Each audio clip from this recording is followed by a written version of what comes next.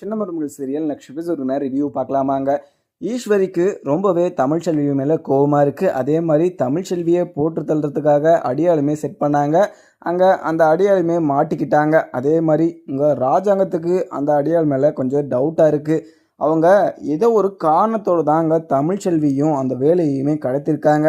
அந்த காரணமை நம்ம தெரிஞ்சுக்கணும் அப்படின்னு சொல்லிட்டு ராஜாங்கத்துக்கு கொஞ்சம் சந்தேகமாக இருக்குது. அதுவும் இல்லாமல் இங்கே ஈஸ்வரி அந்த பிரச்சனையில் இங்கே ராஜாங்கமும் இங்கே சேதுவும் 2 பேரும் நம்மளை கண்டுபிடிச்சிருவாங்களோ அப்படின்னு சொல்லிட்டு பயமாக இருந்தாங்க. அதுக்கப்புறம் இங்கே ஆண்டிச்சாமிக்குமே கால் பண்ணி இந்த பாருங்கள், இந்த விஷயத்தில் நாங்கள் இதில் இன்வால்வ் ஆகிருக்கோன்னு சொல்லிட்டு யாருக்குமே தெரியக்கூடாது, இது இது இப்படியே மறைஞ்சிடணும் அப்படின்னு சொல்லிட்டு இங்கே ஈஸ்வரியுமே அங்கே ஆண்டிச்சாமி கிட்ட சொல்லிடுறாங்க. ஆண்டிச்சாமியும் அதும்மா நீங்கள் எதுக்குமே கவலைப்படாதீங்க, இந்த பிரச்சனையில் நம்ம மாட்ட மாட்டோம், அதே மாதிரி அவங்க உள்ளே இருக்காங்களா அதுக்குமே ஒரு அமௌண்ட்டு நாங்கள் கொடுத்துருவோம், அது நம்மளை பற்றி எந்த ஒரு விஷயமும் அவங்கெல்லாம் அங்கே சொல்லக்கூட மாட்டாங்க, எவ்வளோ அடித்து கேட்டாலுமே அங்கே வாயை கூட திறக்க மாட்டாங்க அப்படின்னு சொல்லிட்டு இங்கே ஆண்டிச்சாமியும் சொல்லிட்டுறாங்க. இதை நினச்சி இங்கே ஈஸ்வரியும் சித்ராவும் கொஞ்சம் சந்தோஷமாக இருக்காங்க, நம்ம மாட்ட மாட்டோம் அப்படின்னு சொல்லிட்டு. ஆனால் இங்கே சேதுக்கும் ராஜாங்கத்துக்கும் கொஞ்சம் சந்தேகமும் வந்துருச்சு. அதே மாதிரி நம்ம அந்த பழமுதிர்ச்சோலை முருகர் கோயிலுக்கு போனது இந்த வீட்டாளங்களுக்கு மட்டும்தான் தெரியும். அதே மாதிரி வெளியில் இருக்கவங்க யாருக்குமே தெரியாது. இந்த விஷயத்த யாரோ இந்த வீட்டில் இருந்து தான் யாருக்கிட்டேயும் இன்ஃபார்ம் பண்ணியிருக்காங்க. அதே மாதிரி இந்த வீட்டில் இருக்கவங்க தான் நம்ம இந்த தமிழ்ச்செல்வியையும் அந்த வேலையுமே கடத்த சொல்லியிருக்கணும். அவங்க யாருன்னு சொல்லிட்டு நம்ம கண்டுபிடிச்சே ஆகணும் அப்படின்ற மாதிரியுமே இங்கே ராஜாங்கம் யோசிச்சுக்கிட்டு இருக்க. இந்த விஷயத்த நம்ம ஐஜி கிட்ட சொல்லியே ஆகணும் அப்படின்னு சொல்லிட்டு அங்கே ஐஜிக்குமே கால் பண்ணுறாங்க. ஆனால் ஐஜி எடுக்க மாட்டுறாங்க அப்படின்னு சொல்லிட்டு எஸ்ஐ கால் பண்ணி அந்த விஷயத்தையுமே சொல்கிறாங்க.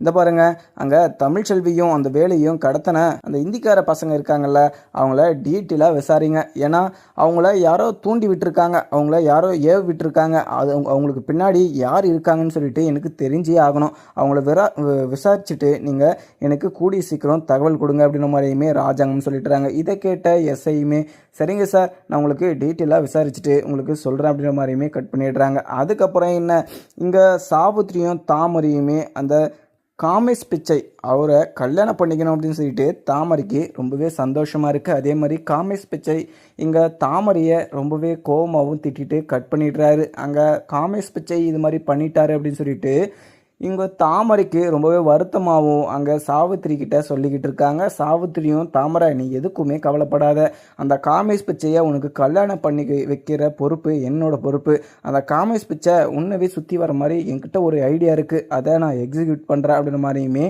இங்கே தாமரையை சமாதானப்படுத்திக்கிட்டு இருக்காங்க சாவித்திரியும். அதுக்கப்புறம் என்ன, இங்கே ஈஸ்வரியும் சித்ராவும் அதுக்கடுத்தது நம்ம என்ன பண்ணலாம் அப்படின்ற மாதிரியுமே யோசிச்சுக்கிட்டு இருக்காங்க. அதே மாதிரி இங்கே எலெக்ஷன் கிட்ட நெருங்கிடுச்சு அப்படின்னு சொல்லிட்டு ராஜாங்கமும் அந்த பிரச்சாங்கம் அப்படின்னு சொல்லிட்டு அப்படி இப்படின்னு போகிற வேலை இருக்குது. அதே மாதிரி இந்த வீட்டில் இருக்கவங்க யாருமே எந்த பிரச்சனைக்குமே போகக்கூடாது அப்படின்ற மாதிரியுமே சொல்லிட்டு அங்கேருந்து கிளம்பியுமே போயிடுறாரு.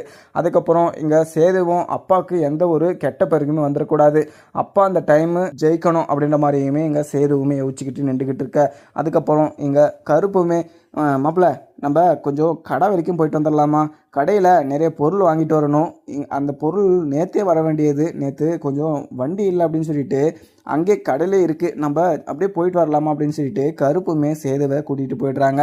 அதுக்கப்புறம் இங்கே வசந்திக்குமே தமிழ்ச்செல்வி சொன்னதை நினச்சி ரொம்பவே ஃபீல் பண்ணிக்கிட்டு இருக்காங்க. இங்கே தமிழ்ச்செல்விக்கு வந்த கனவு நம்மளுக்குமே இதே மாதிரி தானே வந்துச்சு, என்ன நடக்க போகுதுன்னு தெரியலையே, கருப்பசாமி நீ தான்ப்பா என்ன காப்பாற்றணும் அப்படின்னு சொல்லிட்டு வசந்தியுமே மனசுக்குள்ளே வேண்டிக்கிட்டு அங்கே நினச்சிக்கிட்டு நின்றுக்கிட்டு இருக்காங்க. அதுக்கப்புறம் தமிழ்ச்செல்விக்கு மனசே ஆறலை. அதுக்கப்புறம் வீட்டில் உக்காந்துக்கிட்டு என்னென்னமோ யோசிச்சுக்கிட்டு இருக்காங்க. இது மாதிரி எனக்கு கனவு எப்போவுமே வந்ததில்லை, இது மாதிரி வருதுன்னா எதுனா பிரச்சனை நடக்க போதோ, ஐயோ நான் இந்த வீட்டிலேருந்து போகக்கூடாது மறுபடியும், ஏன்னா நான் நிறைய கஷ்டத்தை அனுபவிச்சுட்டேன், இப்போ தான் சேது மாமா என் கூட சேர்ந்து சந்தோஷமாக இருக்கார், அதே மாதிரி இது மாதிரி ஒரு விஷயம் நடக்கக்கூடாது, இந்த ஒரு அன்பு கடைசி வரைக்கும் எனக்கு கிடைக்கணும் அப்படின்ற மாதிரியுமே தமிழ்ச்செல்வி உக்காந்து அங்கே குழந்தைகிட்டேயுமே பேசிக்கிட்டு இருக்க. அதுக்கப்புறம் என்ன, இங்கே ராசாங்கத்துக்கும் ஐஜி கிட்ட இருந்து கால் வருது. உடனே கால் பண்ணதும் சார் நீங்கள் சொன்ன மாதிரி நாங்கள் அந்த இந்திக்கார பசங்களை விசாரிச்சதில் உங்கள் ஊர்லேயே தான் சரி இருக்காங்க, அந்த ஆண்டிச்சாமின்றவருக்கு இருக்கான், அடிக்கடிக்கு ஃபோன் பேசிக்கிட்டே இருந்திருக்காங்க, அவங்க தான் இந்த இவங்கள அமுச்சு விட்டதுன்னு நினைக்கிறேன், நீங்கள் அவங்கள விசாரிச்சிங்கன்னா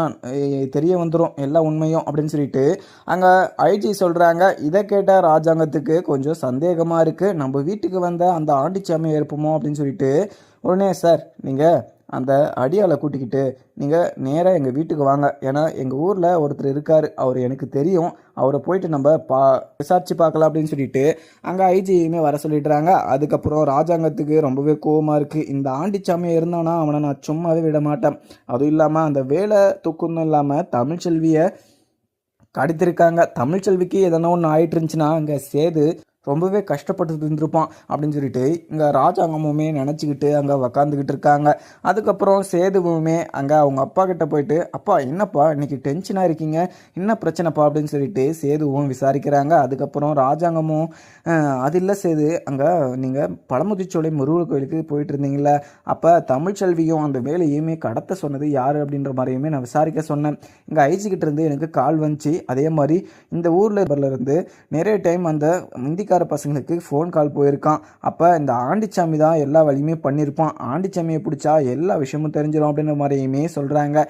இதை கேட்டதும் இங்கே சேதுக்கு பயங்கர கோவமாக இருக்குது. அப்பா அவன் என் கையில் கிடச்சானா அவனை சும்மா விட மாட்டான், அதே மாதிரி அந்த ஆண்டிச்சாமி பண்ணியிருக்க மாட்டான்ப்பா, எனக்கு தெரிஞ்சு ஆண்டிச்சாமியை தூண்டி விட்டது நம்ம வீட்டிலே யாரோ ஒருத்தர் தான் நினைக்கிறேன்ப்பா, எனக்கு ரொம்பவே சந்தேகமாகவும் இருக்குது. அதே மாதிரி அந்த பழமுதிர்ச்சோலை கோயிலுக்கு போகிறது தெரியறது இந்த வீட்டுக்கு மட்டும்தான் தெரியும், அதே மாதிரி வேறு யாருக்குமே தெரியாது. அந்த வேலை நம்ம காணிக்க சாத்துறது இந்த வீட்டுக்கு தானே தெரியும். அதே மாதிரி இந்த வீட்டில் இருக்கவங்க யாரோ ஒருத்தர் தான் அது மாதிரி ஒரு இன்ஃபார்ம் பண்ணி அந்த வேலையும் தமிழ்ச்செல்வியுமே கடத்த சொல்லியிருக்காங்க. அந்த ஐஜியை வர சொல்லுங்கப்பா, அந்த ஆண்டிச்சாமியை விசாரிச்சே ஆகணும் அப்படின்னு சொல்லிட்டு இங்கே சேதுவும் ராஜாங்கத்துக்கிட்ட சொல்லிடுறாங்க. சரிதான் சேது, அந்த ஆண்டிச்சாமி பண்ணிக்கிறதுக்கு வாய்ப்பு கிடையாது, அதே மாதிரி இந்த வீட்டிலேருந்து யாரோ சொல்லியிருக்காங்க, அதை நம்ம கண்டுபிடிச்சே ஆகணும் அப்படின்னு சொல்லிட்டு அங்கே பேசிக்கிட்டு இருக்காங்க. அதுக்கப்புறம் ஐஜியுமே வந்துடுறாங்க. அதுக்கப்புறம் இங்கே ஆண்டிச்சாமி கிட்ட போயிட்டு ஐஜி விசாரிக்கிறாங்க.